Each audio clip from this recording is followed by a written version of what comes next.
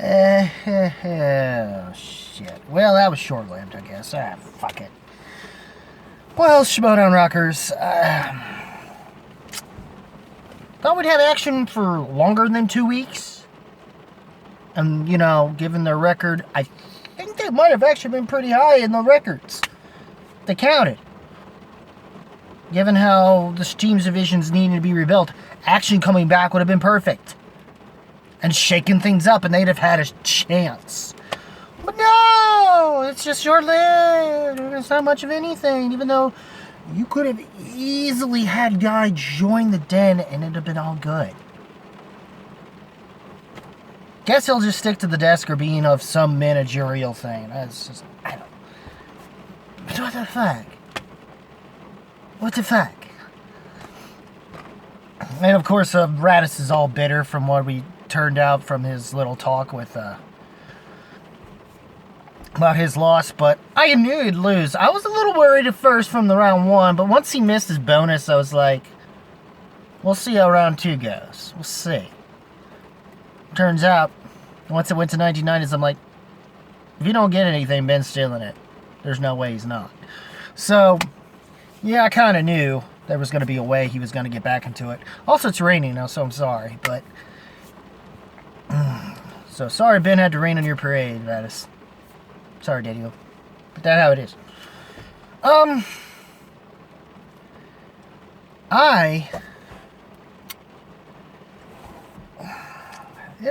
It was a fine episode.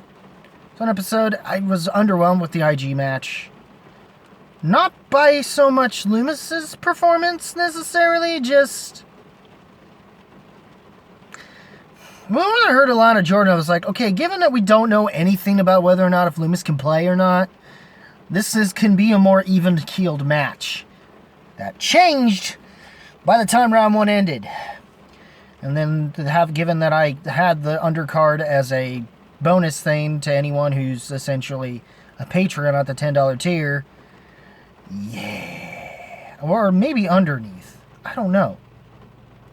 What I do know is... Yeah, given how short the time frame they mentioned was, as I progressed forward, it was more of a knockout. Plus, with storylines, luckily, this was the point where Christian finally was telling Corruption what's the deal with the teams thing. So now they're aware, and now we also get an idea of where Kalinowski sits on the other divisions in IG, where he's sitting at and waiting on whoever, I guess, Kevin's going to face. Because clearly it should be Parker. From what it seems, it should be Parker or Mara, but they're clearly unavailable. Which leaves, but yet you think the number 4 player could, but I guess they'd have to wait until the dominoes fall where they need to go with the rest of the division that is available to play. So it's going to be a while till he's going to be holding on to the belt for a while. Until Smash can finally do what he needs to do. It's a shame because Parker versus Mets would be great. A match we've been waiting to see for years in the Schmoedown, since the word that Parker beat Smets in the other leagues. And I'm looking forward to that. That would have been great. It still would have broken my heart, this dungeon match was cold hard, but, this is what it is. Though the fact that the top 3 are, have been in the top 3 under Dungeon Thumb, not to brag, but I may as well brag. I'm just saying. So, yeah. Well, anyways,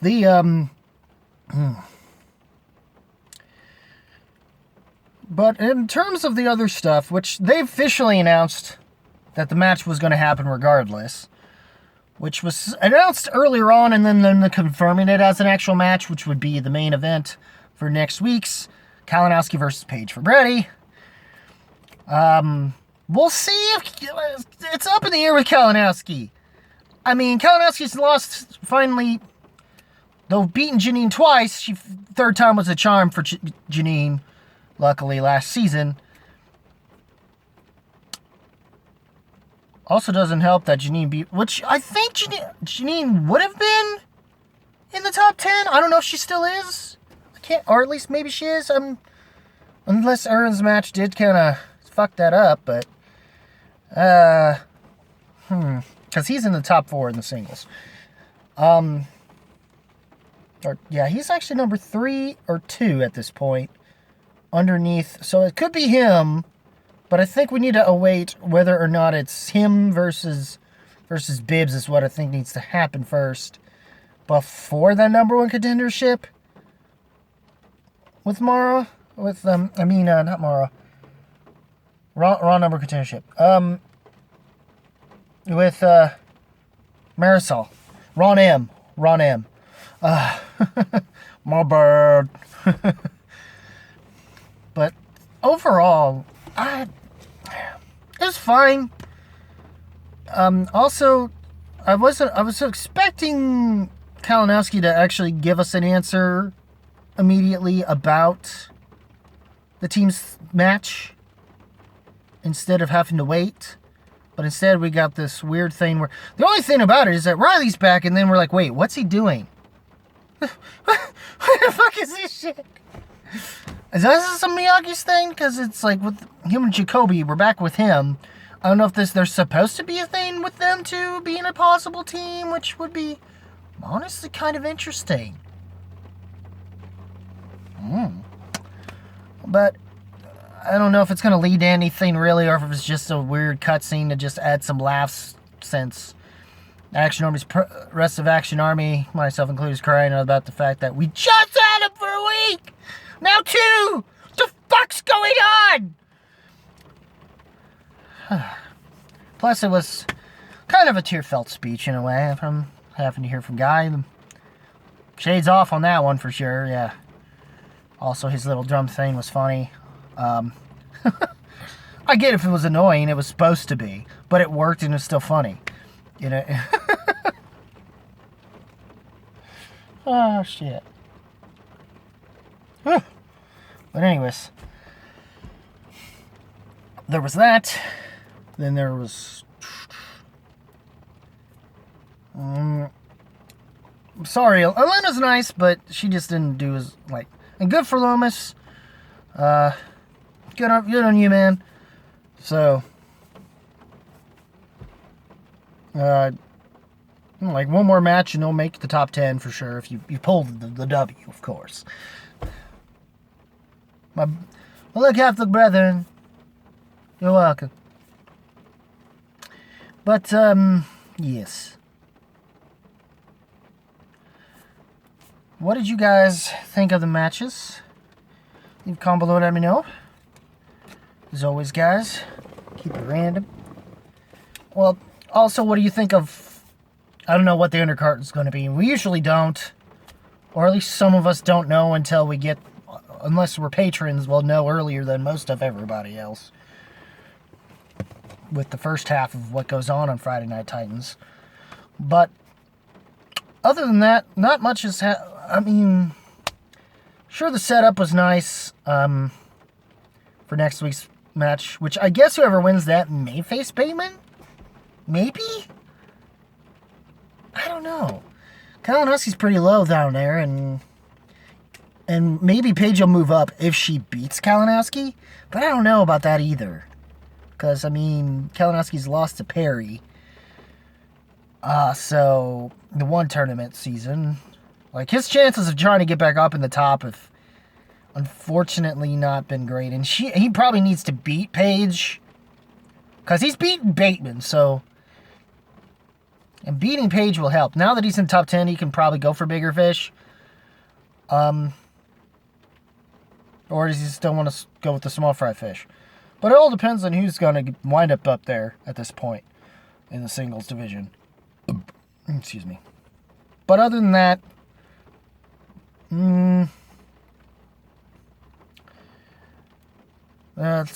teams-wise, yeah. The fact that Wilbur's in the top 4 is kind of like, what the hell? But that's how much we need to reshape the teams division back to its glory days. Because of the way things are now, because nobody's available now since post-digital as much as they used to be, so We're not really, the team's division isn't exactly stacked right now. And we need to fix that massively. Because new teams haven't developed well enough in time to do it, so corruption's got a straight shot at this point. So, it's how it is. It is what it is. But in order to do it, they have to break up, of course. But we'll see if they throw in an extra stipulation to the Shazam about maybe them breaking up too. We'll see. Because they are former 2-time champs as well. So, I mean...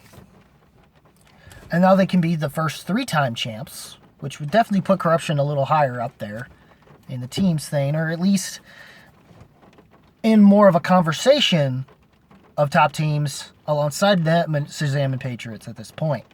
Or even Shire Wolves for that matter, which they can, given they've beaten Shire Wolves and retired them. And them being 3-time should be 2-time, if not 1-time champs. But yeah, other than that, not much I can think of else to say, since there's not too much to say at this point. Especially figuring out what undercard we're gonna have. Hopefully, it's better than the last couple IG matches we've had. It's really making Chandra versus Chandra versus Smiths 3 has already set the bar too high at this point, since it seems the other matches aren't even close to clearing it.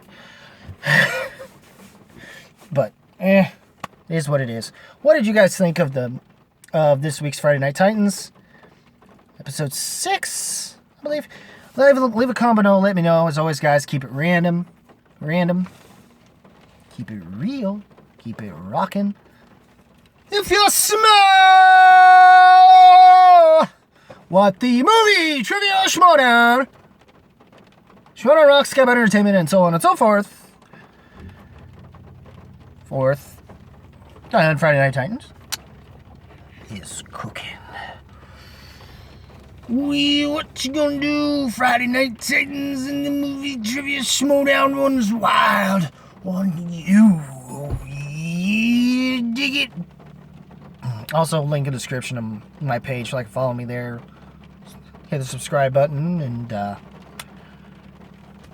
get all click the notification bells. Also, link in the description, judge your page. Other than that, take care, y'all.